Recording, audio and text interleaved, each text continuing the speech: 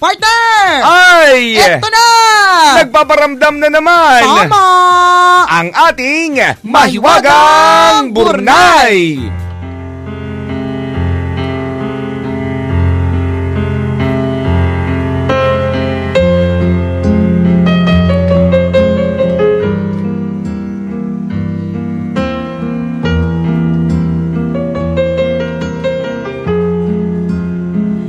Sa kasagsagan ng Great Depression o pandaigdigang pagbagsak ng ekonomiya, ay napakaraming pamilya ang nakaranas ng malubhang kagutuman. Madaming gutom. Subalit may ilan pa rin namang mapalad na nakaligtas sa kahirapan, gaya ni Lucas, dahil sa kanyang sariling negosyo. Ang maliit na grocery store ni Lucas ay nanatiling nakatayo sa kanilang lugar na siyang pangunahing bumubuhay sa kanya. Ngunit sa kabila ng pagiging mapalad, ay hindi maiwasan ni Lucas ang malungkot sa tuwing makikita niya ang ilang mga kanayon na halos wala nang makain.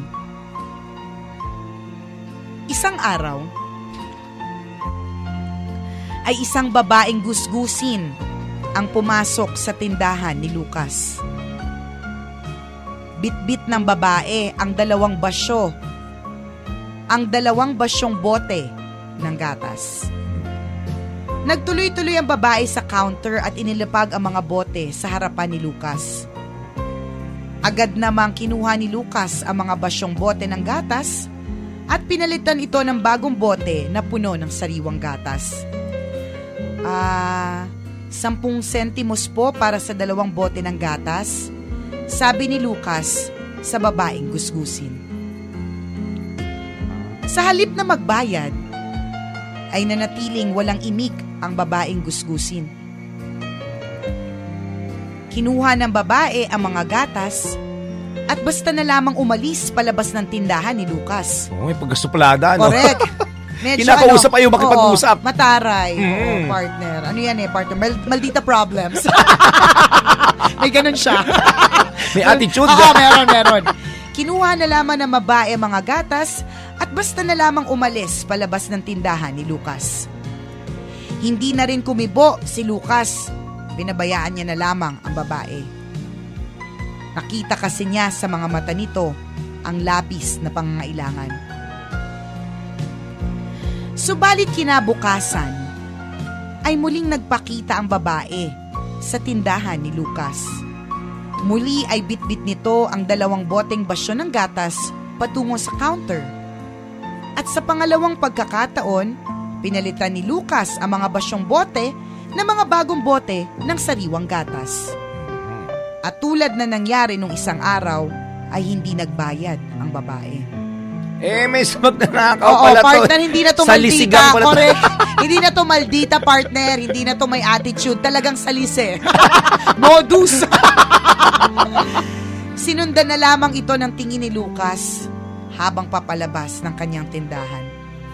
Ito naman si Lucas, pasaway din, pwede namang habulin. Ito naman si Lucas. Hindi, partner, Great Depression eh. Malawak ang pagkagutom. Sige. Mukhang problemadong babae. Marahil ay isa siya sa mga nawalan ng trabaho dahil sa bagsak na ekonomiya. Pag bumalik siya ulit dito, aalukin ko na lang siyang magtrabaho bilang tagalinis ng tindahan ko, ang sabi ni Lucas sa kanyang sarili.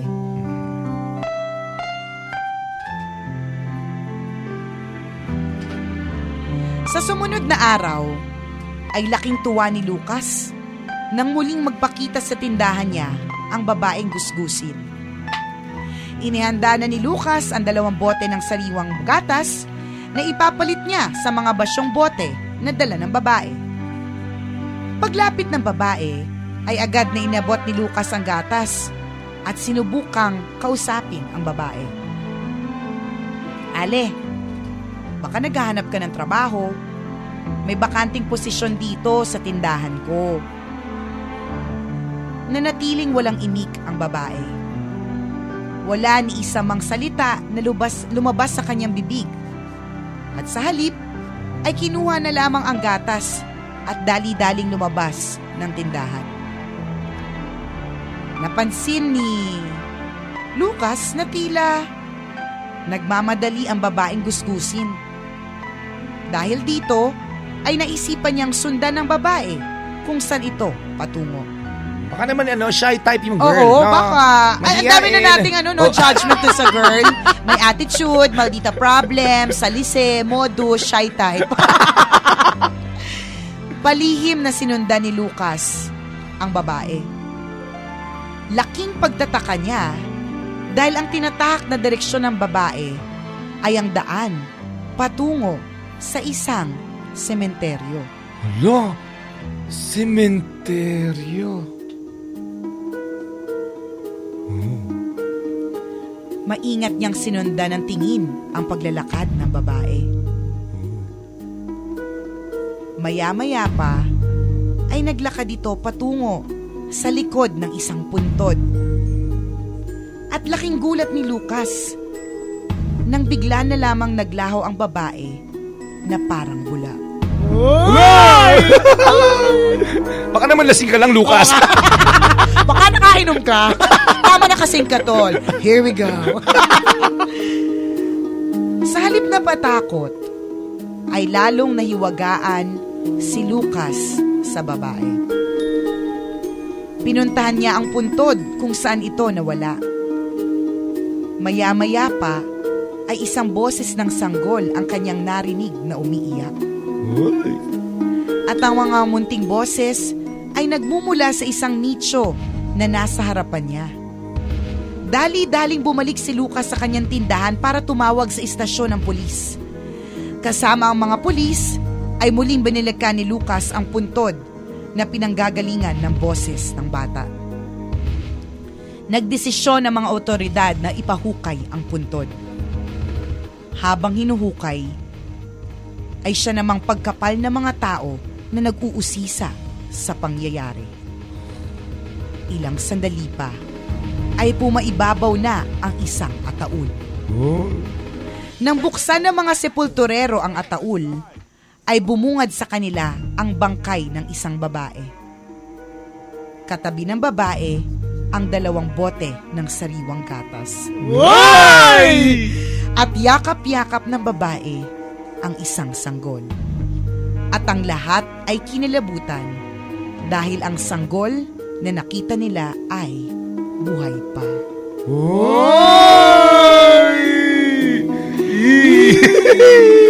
Mother's love pero scary.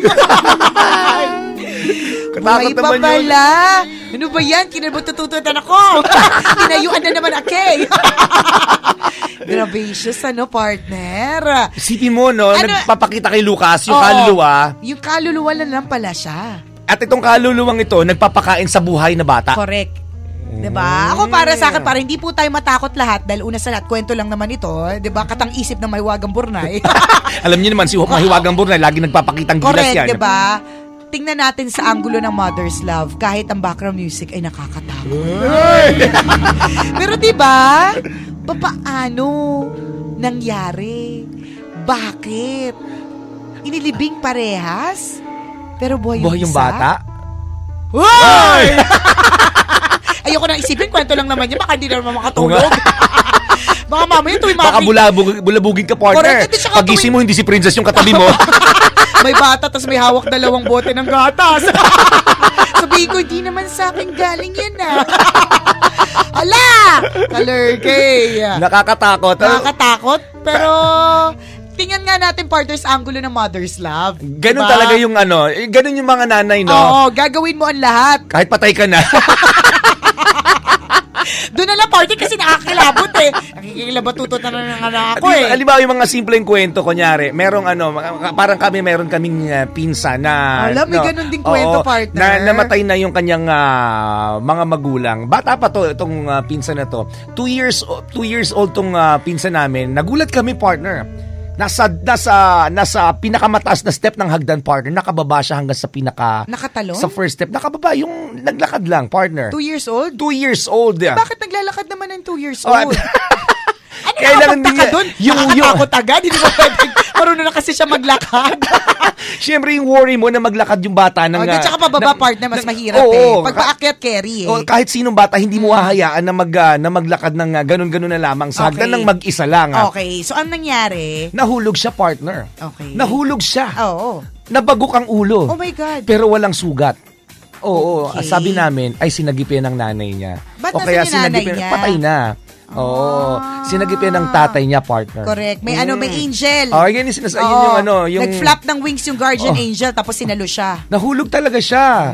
Pero pa yung check-up nyo, partner ha? May internal bleeding na tinatawag. Wala kaming pera noon. Yun na lang, kinonect na lang namin. Sabi namin, siniligtas siya ng nanay at tatay niya. Ganun agad. Hindi pa pwede nag-internal bleeding. Mas nakakatakot kayo. Alam mo, hindi. Pero ito, dagdag ka naman. Posibleng mangyari yun. Pero hindi, alam mo, nang magtataka ka, parang normal lang talaga lahat ang pangyayari. Pero nakita mo, may nagulat na lahat na may... Na nahulog. Pero okay na nakatayo pa, tapos biglang nag-jackstones. Parang mula lang. Totoo yan. Entas ng hagdan, di ba? Hindi nga siya umiyak, nagugulat ka. May lakas ng pagkakabagsak, pero parang wala lang. Correct. Pero alam mo, partner, sa spiritual world, ang iisipin natin is sinalo ng nanay, napatay na, o sinalo ng tatay, napatay na. Pero sa aspeto ng medical, kapag ka ang bata ay nahulog o nasugatan, hindi pwedeng hindi siya umiyak. Mas nakakatakot, sabi namin ng mga pediatrician, mas nakakatakot kapag ka hindi sila umiiyak. Ibig sabihin, una, hindi nila ma-express na masakit. At mas nakakatakot pag walang dugo or walang sugat.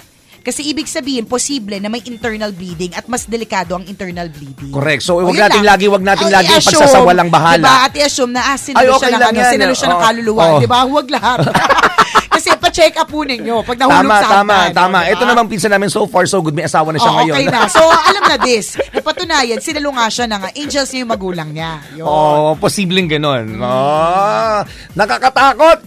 Ang kwento ni Mahiwagang Burnay ngayon. Pero pwede niyo pong mabasa muli ang Mahiwagang Burnay na storya po namin sa aming Facebook fan page.